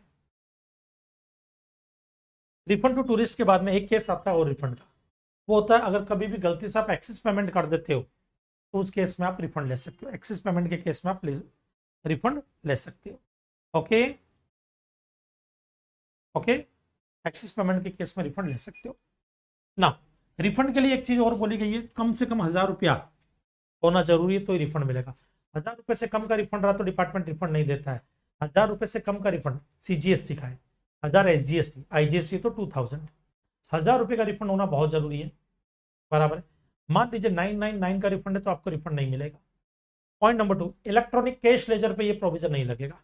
इलेक्ट्रॉनिक कैश लेजर में तो आपका खुद का पैसा पड़ा है, आपका वॉलेट है वो, तो सब 500 रुपया भी रहेगा तो आपको रिफंड मिल जाएगा। ओके, 500 रुपया भी रहेगा तो रिफंड मिल जाएगा। अब यहाँ पर रिफंड के सारे केसेस हमने डिस्कस किए, दो केस को छोड़ करके, एक zero rated supply of goods का केस और एक इन्वर्टेड टैक्स स्ट्रक्चर का केस। वो दोनों केस सबसे बड़े और इंपॉर्टेंट है, उन दोनों को मैं डिस्कस करूंगा कल के सेशन में। ओके, बट आज मैं आपको एक होमवर्क दे रहा हूं बेटा, वो होमवर्क इत्मीनान से देखना क्या होमवर्क है। सबसे पहली चीज, स्टार्टिंग में जो मैंने बताया सिचुएशन, पहला केस, केस 1, ये केस 1 आपको अच्छे से पढ़ करके आना है क्योंकि कल इसका रेफरेंस आएगा कई जगह पे। और एक केस 4,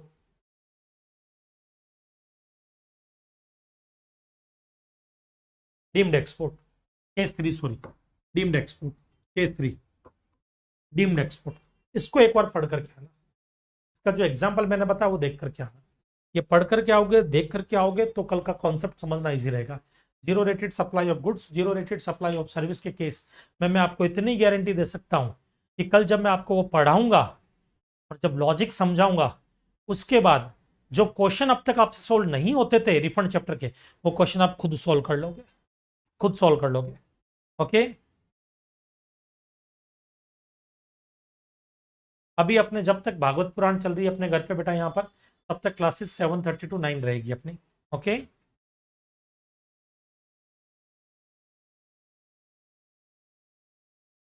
नहीं बेटा, CGST का 800, SGST का 800 तो रिफंड नहीं मिलेगा बेटा। ओके, नहीं मिलेगा। चलो बेटा, जिन्होंने वीडियो लाइक नहीं किया वो वीडियो को लाइक करें। ओके, और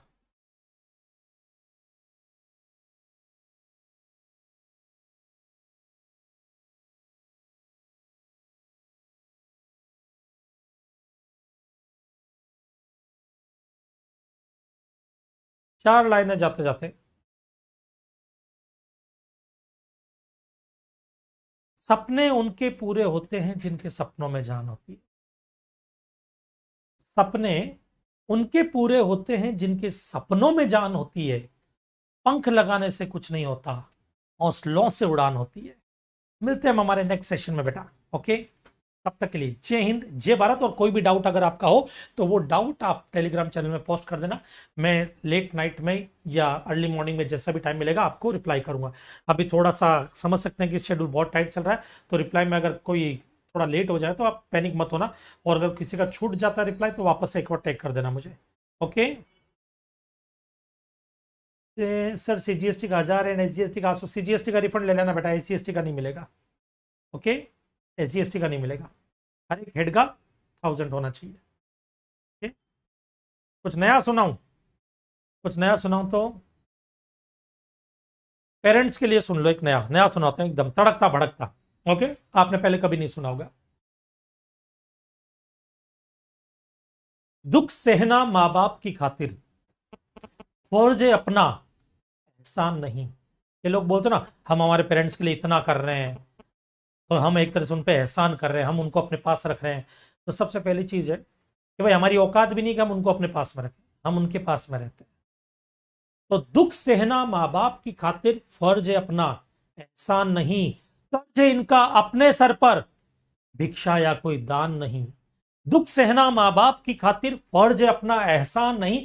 कर्ज है इनका अपने सर पर, भिक्षा या कोई दान नहीं। माता पिता के चरण जो छुए वो चारों धाम तीर्थ फल पावे। जो आशीष वो दिल से दे, भगवान से टाली ना जाए, भगवान से टाली ना जाए, भगवान से टाली ना जाए। और इसी में दो लाइन और। एक रात खुदा से मुलाकात हुई, एक रात खुदा से मुलाकात हुई, थोड़ी ही सही पर बात हुई। एक रात खुदा से मुलाकात हुई, थोड़ी ही सही पर बात हुई। मैंने उनसे पूछा कि माँ बाप के रूप में ये इंसान कैसे हैं। पता उन्होंने क्या बोला? जिंदगी भर इज्जत करना, बिल्कुल मेरे जैसे। तो मिलते हैं हम हमारे नेक्स्ट सेशन में, तब तक के लिए जय हिंद,